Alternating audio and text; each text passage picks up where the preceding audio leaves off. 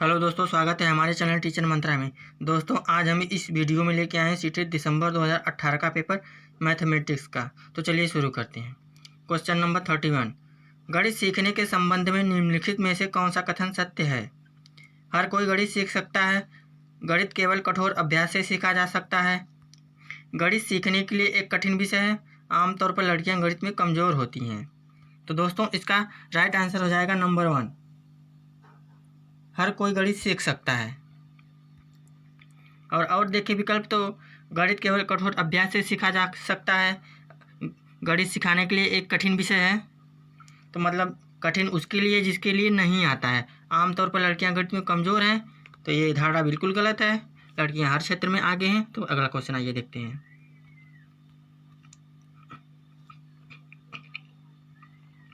Pythagoras प्रमेय को सिखाने के लिए एक शिक्षक ने एक शीट वितरित की जिस पर समकोण वाले 4 त्रिभुजों को खींचा गया था और बच्चे को त्रिभुज की भुजाओं के बीच संबंध खोजने के लिए कहा जाता है। उपर्युक्त परिस्थिति में शिक्षक ने प्रयोग किया व्याख्यान विधि, प्रयोगशाला विधि, आगमन विधि, निगमन विधि। तो दोस्तों, इसका राइट आंसर हो जाएगा नंबर 3, आगमन विधि। अगला क्वेश्चन, निम्नलिखित में से कौन सा कथन संकल्पना मानचित्र के बारे में सत्य नहीं है? नंबर 1, संकल्पना मानचित्र प्रकृति में पदानुक्रमित है। संकल्पना मानचित्र नए शिक्षण को पूर्व ज्ञान से जोड़ने में सहायक है। संकल्पना मानचित्र अंतर संबंधित अवधारणाओं और उन्हें जोड़ने वाले लिंक का संग्रह प्रस्तुत करते हैं। संकल्पना मानचित्र केवल शिक्षकों द्वारा बनाया जाना चाहिए। तो इसका राइट आंसर हो जाएगा नंबर 4।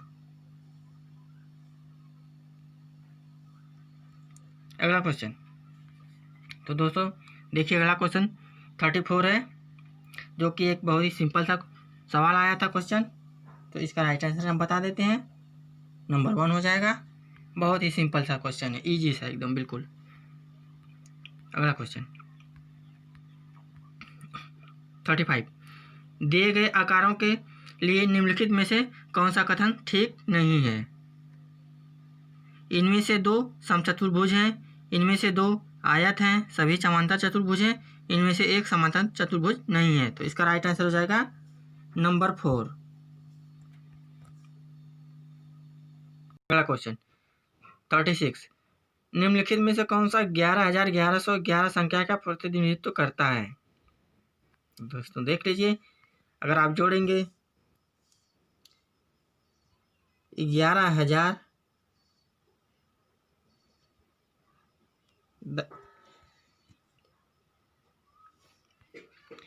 1100 और 11, तो इसका राइट आंसर हो आएगा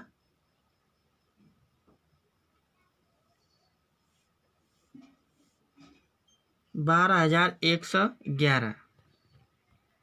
अगला क्वेश्चन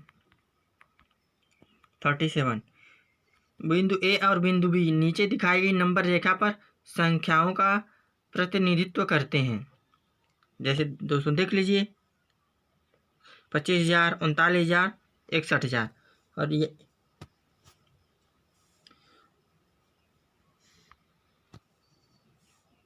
उसके बीच में ए यहाँ पर है और बी यहाँ पर है, तो इसके बीच का अंतर कितना हो जाएगा? तो इसके बीच का अंतर हो जाएगा 22,000 इकाइयाँ।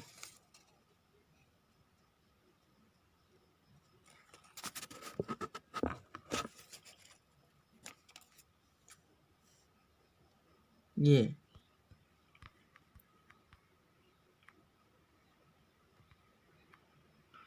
अगला क्वेश्चन 3 सही 1/4 kg चीनी से 1 सही 16 1/16 kg चीनी के कितने पैकेट बनाए जा सकते हैं? तो इसका राइट आंसर हो जाएगा नंबर 3, 52 पैकेट। अगला क्वेश्चन 39,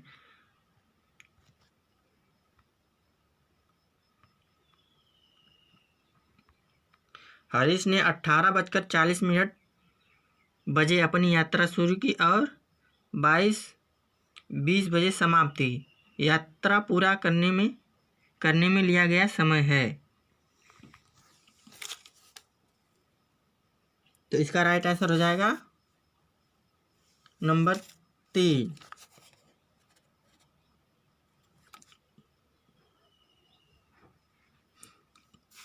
तीन घंटे 40 मिनट।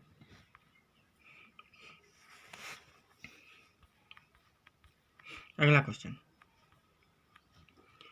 200 ml और 300 ml माप वाले बर्तनों का उपयोग कर 2000 ml आयतन की एक बाल्टी भरनी है। 200 ml और 300 ml के बर्तनों द्वारा क्रमशः बाल्टी भरने के लिए बर्तनों के निम्नलिखित संयोजनों में से कौन सा सही नहीं है?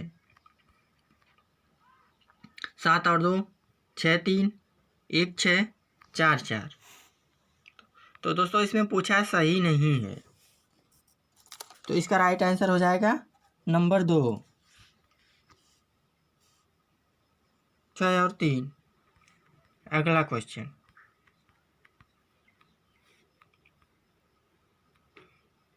निम्नलिखित में से 7.1 मल्टीप्लाई 3.85 बाई 9.09 का सबसे अच्छा अनुमान कौन सा है?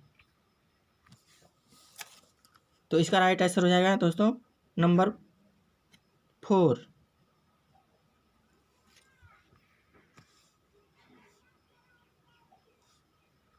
दोस्तों हम बता दे रहे हैं, बस आप लोग देख लीजिए, क्योंकि बहुत ही सिंपल से क्वेश्चन है। इनको लगाने में वीडियो बहुत लंबी हो जाएगी। 42, यदि ग्रिड में एक छोटा वर्ग 4 वर्ग इकाइयों का, तो ग्रिड पर बनाए गए आयत का परिमाप क्या है? 24 इकाइयाँ, 12 इकाइयाँ, 32 इकाइयाँ, 8 इकाइयाँ। तो इसका राइट आंसर हो जाएगा नंबर 1, 24 इकाइयाँ।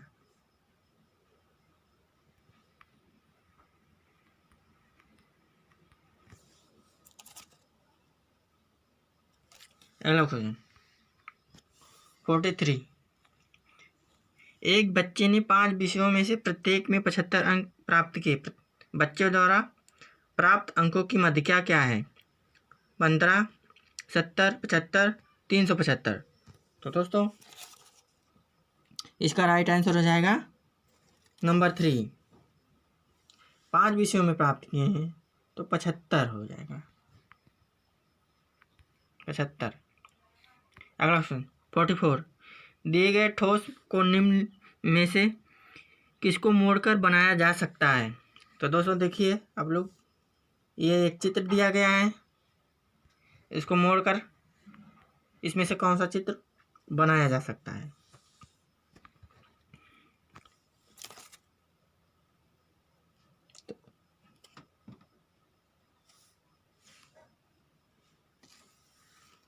तो इसका राइट आंसर हो जाएगा नंबर 4। यदि निम्नांकित पाई चार्ट में लाल भाग 40 है तो सफेद भाग क्या है? तो दोस्तों देखिए, लाल भाग पूछा है तो लाल भाग ये है 1/2। सफेद भाग ये है 1/8।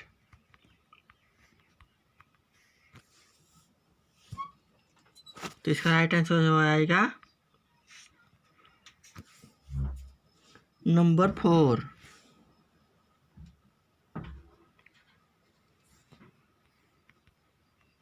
अगला क्वेश्चन 46, निम्नांकित ठोस आकार का निरीक्षण कीजिए। निम्न में से कौन सा दिए गए ठोस की ऊपरी सतह का दृश्य है? इसका राइट आंसर हो जाएगा नंबर 3।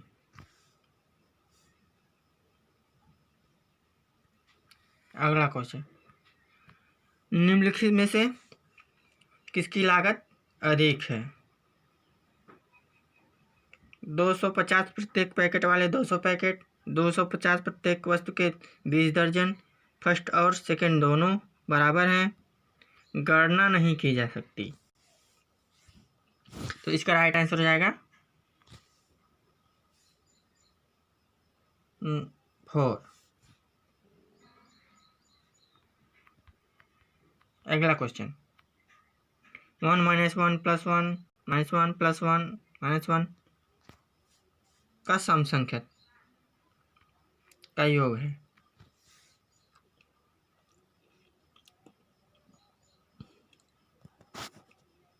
तो इसका राइट आंसर हो जाएगा नंबर 3 सुन। अगला क्वेश्चन 49, प्राथमिक कक्षाओं में बच्चे गणित में क्या सीखते हैं, इसके आकलन का ध्यान किस बात पर नहीं होना चाहिए।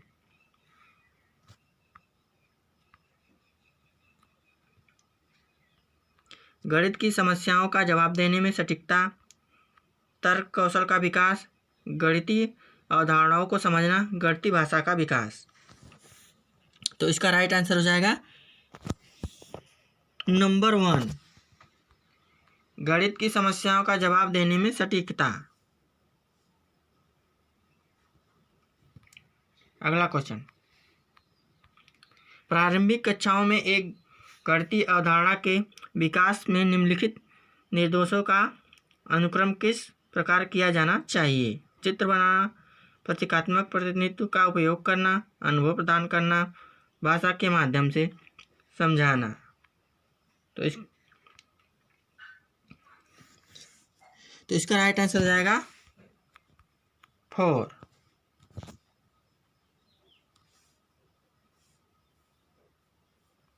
तीसरा, चौथा, पहला और दूसरा।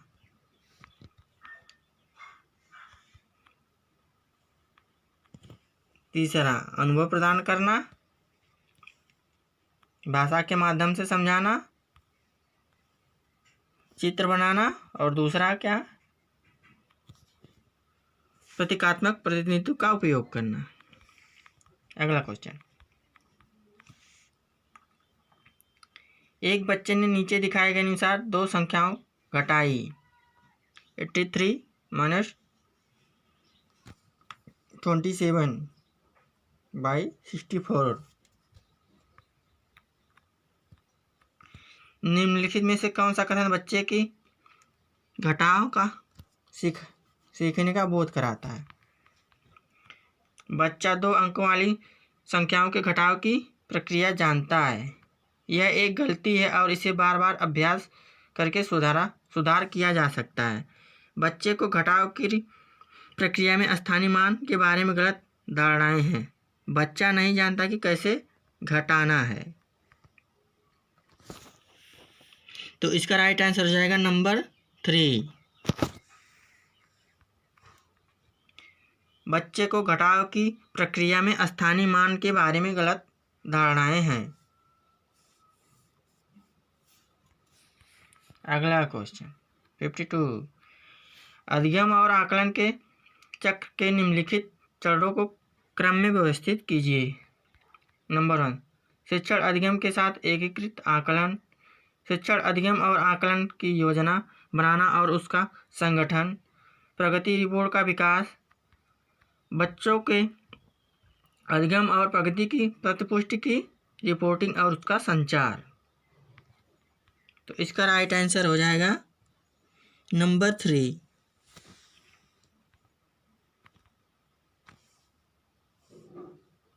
नंबर 3, 2 1 3 4।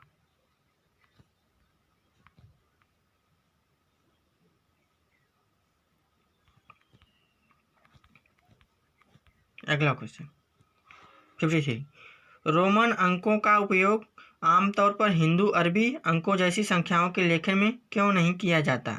नंबर 1, रोमन अंकों का उपयोग करके संख्याओं को बनाना एक जटिल कार्य है। बच्चे अंग्रेजी वर्णमाला और रोमन अंकों में भ्रमित हो जाते हैं। रोमन अंक स्थानीय मान का नियोजन नहीं करते, इसलिए इन अंकों का उपयोग करके गणना करना मुश्किल होता है। रोमन अंकों को याद करना मुश्किल होता है,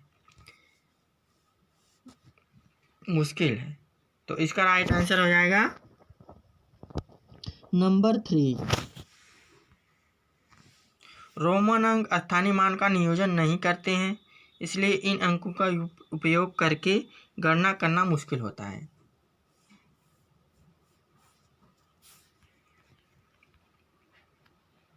(54) एक शिक्षक अपनी कक्षा में बच्चों को उनके परिवेश में मौजूद वस्तुओं के भौतिक गुणों को अपने शब्दों में समझाने के लिए प्रोत्साहित करता है। अपने छात्रों के साथ ऐसी गतिविधि करने के पीछे शिक्षक का सबसे उचित उद्देश्य क्या है? नंबर 1, यह बच्चों को अनौपचारिक रूप से किसी वस्तु के भौतिक गुणों का निरीक्षण करने का अवसर देता है, जो आकारों के बारे में उनकी समझ को गहन बनाता है। यह एक उपयोगी गतिविधि है जो एक बच्चे को आकारों का परिचय कराती है।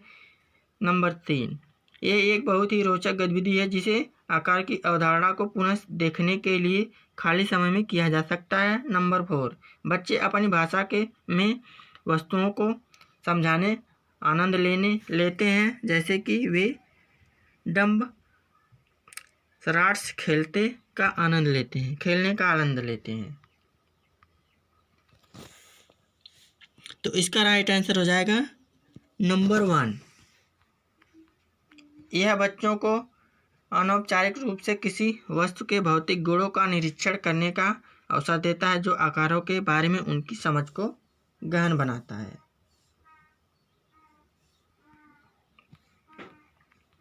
अगला क्वेश्चन 55। अशिक्षित दुकान द्वारा उपयोग किए जाने वाले गणित में अस्पष्टता और बहुत कम स्तर की शुद्धता है कि संबंधित समस्याओं को हल करने में वैकल्पिक रणनीति के रूप में कक्षाओं में शिक्षकों द्वारा चर्चा की जानी चाहिए। गणित कक्षा में उपयोगी नहीं है, सभी गणितीय समस्याओं को हल करने में बहुत उपयोगी है। तो इसका राइट आंसर हो जाएगा नंबर 2।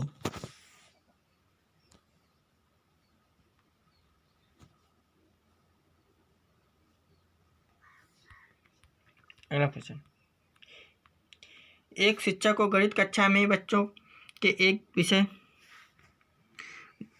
विषम समूह को कैसे संभालना चाहिए? अलग अलग क्षमताओं वाले बच्चों को एक साथ सामूहिक रखकर, ताकि वे एक दूसरे से सीख सकें। कम क्षमता वाले बच्चों को के अनुसार कक्षा प्रश्न हल करने और उच्च क्षमता वाले बच्चों को जटिल प्रश्न गृह कार्य के रूप में देखकर। एक ही क्षमता वाले बच्चों को एक सामूहिक रखकर और उनकी क्षमता के अनुसार प्रश्न देकर। एक ही कक्षा में सभी बच्चों को एक सामूहिक रखकर। तो इसका राइट आंसर हो जाएगा नंबर 1।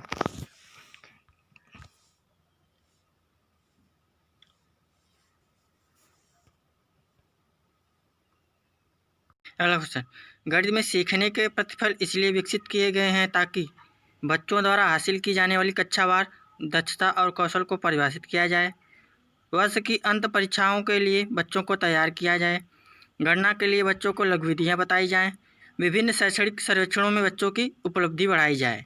तो इसका राइट आंसर हो जाएगा नंबर 1।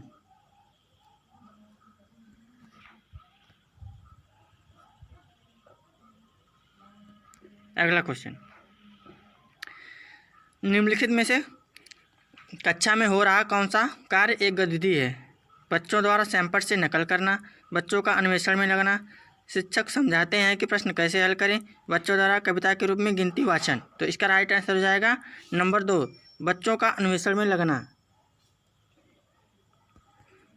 अगला क्वेश्चन, बच्चों के बीच गिनती के कौशल को विकसित करने के लिए निम्नलिखित में से कौन सा पूरी संख्या अवधारणा के रूप में सीखने के लिए आवश्यक नहीं है? नंबर 1, संख्या नाम यादृच्छिक के रूप से पढ़ना, समूह बनाना, एक संगतता, क्रमबद्धता। तो इसका राइट आंसर हो जाएगा नंबर 1। अगला क्वेश्चन, एक बच्चे से यह पूछने पर कि क्षेत्रफल है, उसने लंबाई गुणे चौड़ाई उत्तर दिया। क्षेत्रफल की अवधारणा के बारे में बच्चे की समझ के आप क्या कह सकते हैं? नंबर 1, बच्चा सही कह रहा है कि क्षेत्रफल लंबाई गुणे चौड़ाई है। बच्चा क्षेत्रफल और परिमाप की अवधारणा के बीच उलझन में है।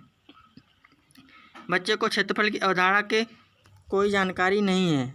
बच्चे ने किसी भी बंद आकार के क्षेत्रफल सामान्य विचार को आयत के क्षेत्रफल में उपयोग किया। तो इसका राइट आंसर हो जाएगा नंबर 4। तो वीडियो अच्छी लगी हो लाइक करना, चैनल सब्सक्राइब करना।